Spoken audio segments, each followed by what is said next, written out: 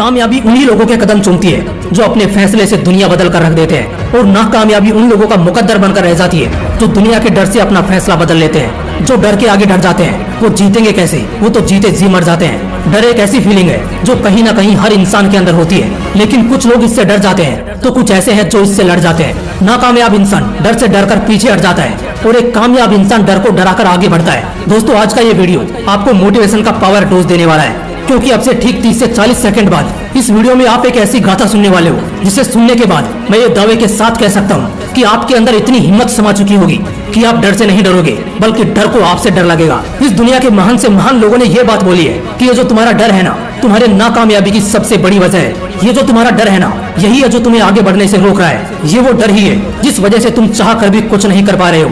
याद रखना, जब तक तुम्हारे अंदर वो डर नाम का कीड़ा रहेगा, तुम अपनी जिंदगी में कुछ बड़ा करना तो दूर, तुम जिंदगी को ठीक से जी भी नहीं पाओगे।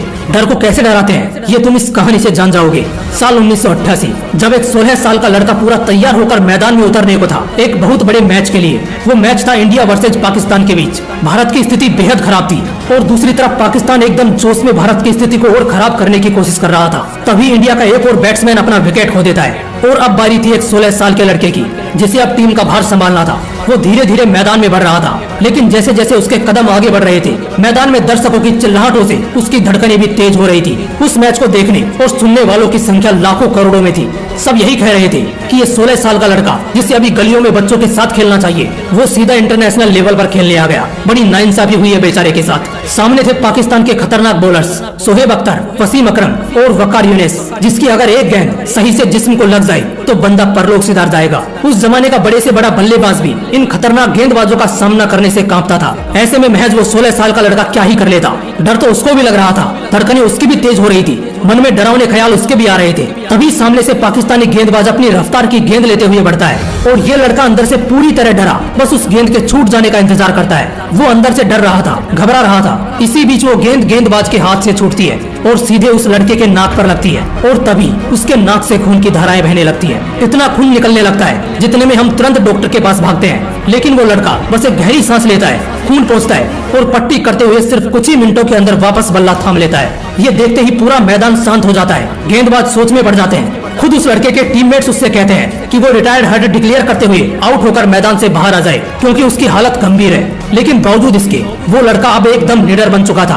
वो उस गेंद का बहुत बहुत शुक्रिया करता है जिसने अब उसके दिल से खेल के प्रति डर निकाल दिया। वो तुरंत स्ट्राइकर एंड पे जाता है और गेंदबाज को चैलेंज करता है। अगली गेंद बाउंसर आती है और वो उस पर एक तगड़ा छक्का लगा देता है, जिससे पाकिस्तानी गेंदबाज एकदम थर्रा उठते हैं। इसके बाद न सिर्फ उस मैच के दौरान वो लड़का अपनी दहशत बरकरार रखता है, बल्कि अगले 24 साल तक उसके नाम की बॉलर्स में इतनी दहशत थी कि बड़े से बड़ा गेंदबाज भी उसको बॉलिंग करने से पहले भगवान से प्रार्थना करता था। जी हाँ, मैं बात कर रहा हूँ क्रिकेट के भगवान कहे जाने वाले सचिन तेंदुलकर की। आज भी सचिन अपने इंटरव्यू के दौरान यही बताते हैं कि वो पहली गेंद अगर मुझे हर्ट ना करती तो मैं उस चोट लगने के डर से दोबारा कभी मैदान में उतरता ही नहीं।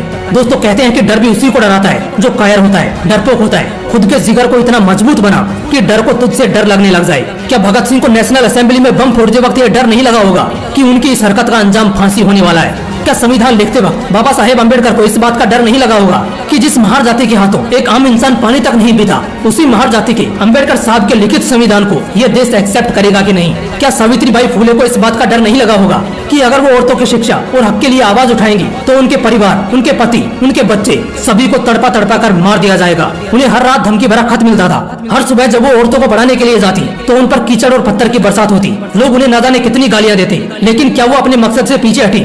नहीं ना। जिन जिन लेजेंडरी का मैंने अभी तक नाम लिया है, क्या उनमें से अभी तक कोई भी अपने इरादों से डगमगाया? नहीं ना।